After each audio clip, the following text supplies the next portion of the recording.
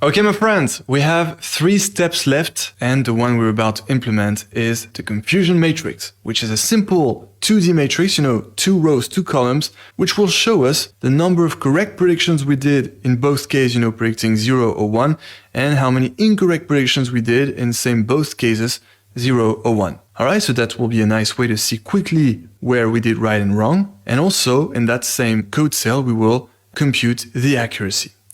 And now, well, at the end of the previous tutorial, I actually asked you to try to figure it out on your own by looking at the Scikit-learn API. So that's exactly what we're going to do first here.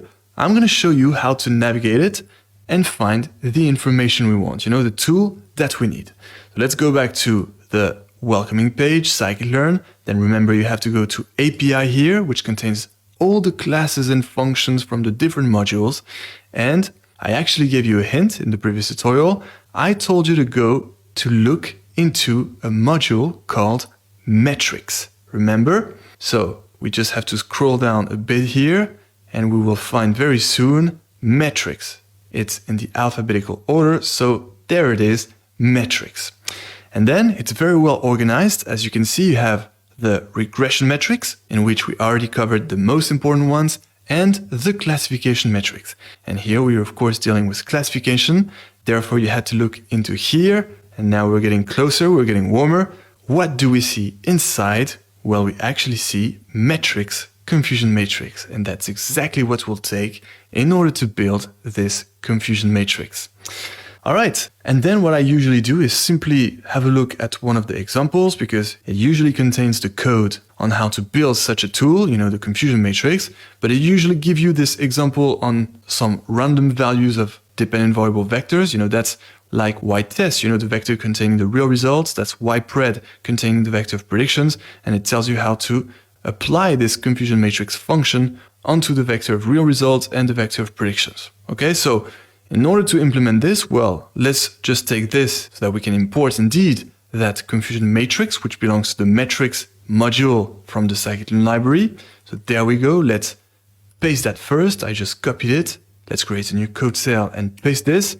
So that's how you import the confusion matrix. And then let's grab that other piece of code, this particular line, where indeed we apply the confusion matrix function onto the vectors of predictions and real results. So let's paste this. So you see what I'm trying to do here. I don't do this because I'm lazy. I do this in order to train you to be independent. Whenever you need a new information or a new tool that you need, I'm training you on how to find it in the Scikit-learn API. And I will do the same later on when we start working with TensorFlow, in the deep learning part of this course, part 8. But so you see, this is very important. I really want you to be independent and figure things out on your own. And now, inside this confusion matrix function, what do we have to replace? Well, they call the vector here of real results y true, but us, since we actually want to distinguish the vector of real results in the training set and the test set, well, we actually called our y true vectors, let's say, y train for the training set and y test for the test set. So here, since of course the confusion matrix is usually evaluated on the test set, for new observations, here we have to replace y true by y test, so that we will get indeed the confusion matrix showing the correct predictions and the incorrect predictions for both cases 0 and 1 on the test set.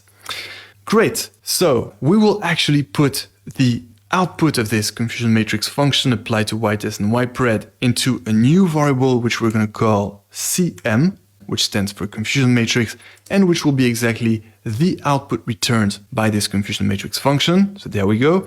And then we'll add a final print cm in order to print indeed that confusion matrix. Okay, so these are the 3 lines of code that allow indeed to build that confusion matrix and print it. And now remember that I also asked you to compute the accuracy, and well, to do this we just had to do exactly the same as what we just did, to find that information. Actually try to press pause on the video and find it yourself if not already. So we're going to go back to that metrics module, remember the metrics module from the Scikit-learn library, and we're going to look back into this classification metrics section to find the accuracy. So according to you, where is it? Well, it's hard to miss it. This is actually the first one, accuracy score, which computes indeed the accuracy classification score, which is just, the rate of correct predictions.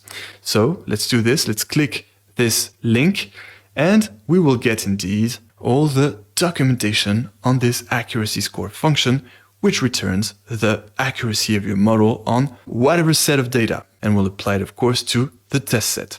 So first of all, here, as we can see, this accuracy score function belongs, of course, to the same metrics module. So we don't have to take all of this again. We can just take that name of the function here, and I will show you what to do. Here, just next to confusion matrix, you add a comma, and then you can paste this other function you need, which you have to import still from that metrics module from the Scikit-learn library. Okay, so now we have it. So now we can use it.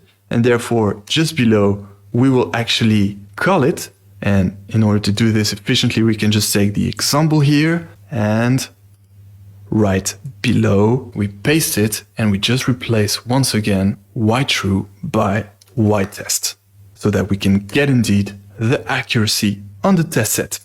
Okay, and here we don't have to do a print because this accuracy score will directly return that accuracy, that rate of correct predictions. So there you go. We can just play this cell, run this cell. And here you go. Congratulations. You have here the confusion matrix showing that we have indeed 65 correct predictions of the class 0, meaning the customers of the test set who didn't buy the new SUV, then 24 correct predictions of the class 1, meaning correct predictions of the customers who bought the SUV, and then 3 incorrect predictions of the class 1, meaning 3 incorrect predictions of the customers who bought in reality the SUV but were predicted not to, and finally 8 incorrect predictions of the class 0, meaning 8 customers who in reality didn't buy the SUV but were predicted to buy it. Okay, so you see the confusion matrix has no mystery. It's very easy to read, and in a flashlight we can indeed get the main information of our predictions. And finally, that little number that we have here is of course the accuracy, and here we get 0.89, which means that we had 89% of correct predictions in the test set. And actually, remember that there are 100 observations in a test set, which means that we had indeed 89 correct predictions. Actually, 65 here plus 24 is equal indeed to 89. All right, but for any size of the test set, this would mean that you had 89% of correct predictions. And that's exactly the accuracy. The accuracy is the rate of correct predictions. All right, so now you know how to, quickly evaluate a classification model. The accuracy is usually the right metric to use when evaluating your classification models. So now you have it in the toolkit. And so here we go for our final step of the journey. We're going to visualize not only the training set results, but also the test set results. And this will be super interesting because we will actually see how the logistic regression classifier was actually trained to classify our customers, our observations into the 2 different classes, 0 or 1. We will have super nice results showing all the real results in both the training set and the test set, and also the prediction regions, the regions where our predictions are 0 and the other region where the predictions are 1. And you will see that the curve that separates these 2 regions is exactly the classification curve. And you will see that it will be a straight line for linear models and something else than a straight line for nonlinear models. I really can't wait to show you this because you will really see and visualize the difference between linear classification models and nonlinear classification models. So there you go. Take a little break now and we'll tackle together this final step to visualize indeed these 2 results. And until then, enjoy machine learning.